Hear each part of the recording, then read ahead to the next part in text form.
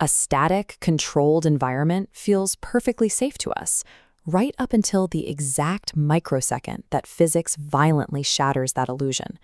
When the complex, engineered safety systems we rely on suddenly fail, human survival immediately defaults to raw, unassisted cognitive processing. The brain has to evaluate an incoming threat without the buffer of modern infrastructure. We are going to examine a stark behavioral dichotomy. On one side, we have our counterintuitive reactions to acute biological predators.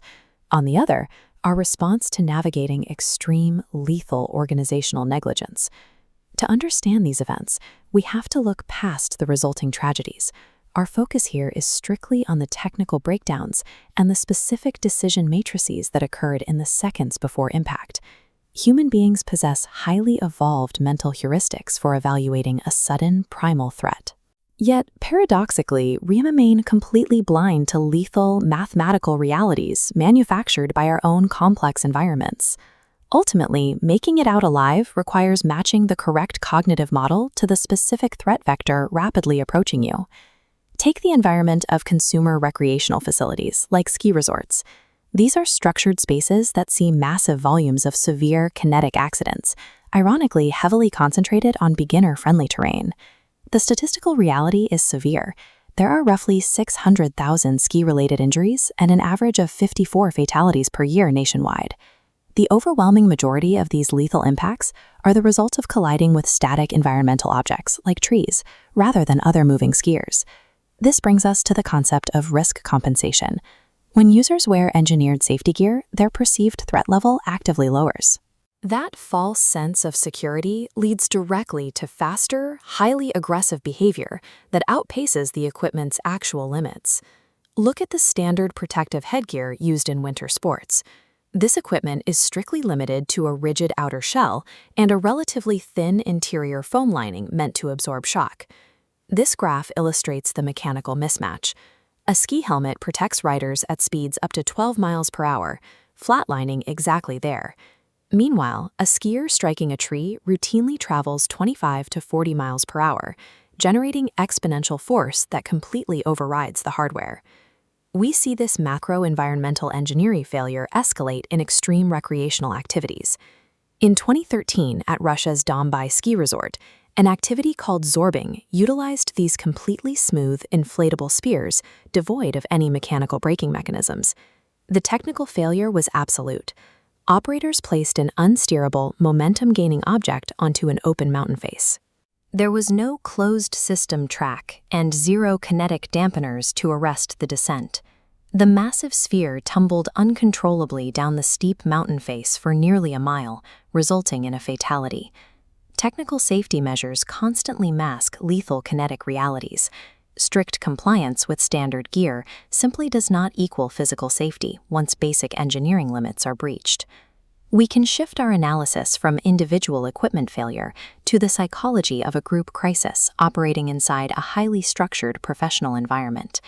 On the set of the film Midnight Rider, the production crew actively deployed a heavy metal hospital bed prop directly onto an active commercial railroad track for a dream sequence. This demonstrates normalized deviance. The crew's failure to secure official right-of-way permissions was absorbed and accepted by the collective as a standard, manageable operational risk. This diagram shows the precise spatial arrangement, the track layout, the crew's red zone, the hospital bed, and a blind curve. A train breaches the zone, colliding with the bed, violently propelling the heavy prop into the crew's path, causing the fatality. Looking at this timeline, you have to critically evaluate at what precise second should a single individual have broken the group consensus and manually halted the operation before the bed was ever placed. In complex organizational structures, the illusion of collective control disables an individual's capacity to recognize and physically escape an incoming kinetic threat. The group dynamic paralyzes the instinct for self-preservation. Contrast those structural failures with an environment that demands immediate, counterintuitive psychological overrides. In Alberta, Canada, 2 men were running the isolated Machitawan trails. In an instant, an unexpected encounter with a black bear shifted their reality from a routine cardiovascular workout straight into acute survival mode. There is a dangerous misconception among casual hikers that black bears are generally passive. Looking directly at the mass and focus of the animal strips away that false comfort and grounds the actual threat reality. The behavioral data is entirely unforgiving. Over 90% of physical engagements with black bears are acts of predatory testing. They are sizing up the target, not acting out of territorial defense or playfulness.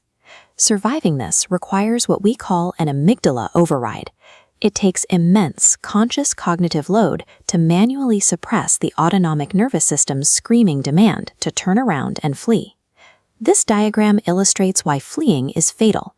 Rapid movement triggers the bear's hardwired prey drive, initiating an unwinnable pursuit. Instead, the runners deployed a survival heuristic. They purposefully huddled closely together, merging their proximity to mathematically increase their perceived mass, hacking the bear's threat assessment. Surviving a raw, primal threat demands the active, conscious defiance of biological instinct. It is the exact opposite of the passive groupthink that allows structural disasters to unfold. Finally, we reach the ultimate environmental baseline, an arena where neither engineered safety equipment nor clever cognitive heuristics have any utility at all. This touches on the psychological concept of the locus of control.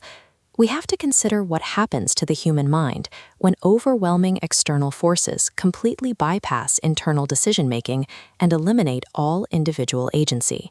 In the span of 60 seconds, a seemingly secure, heavily engineered suburban environment can be subjected to absolute kinetic destruction.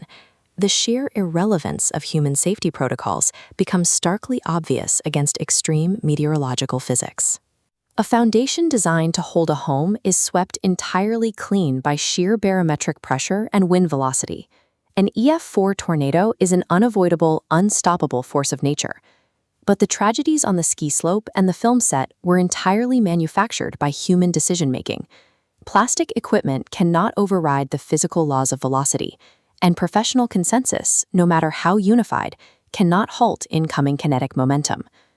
True risk management is not achieved by strapping on a helmet or filing a safety protocol. It requires maintaining the absolute psychological independence necessary to accurately diagnose a threat before the kinetic event even begins.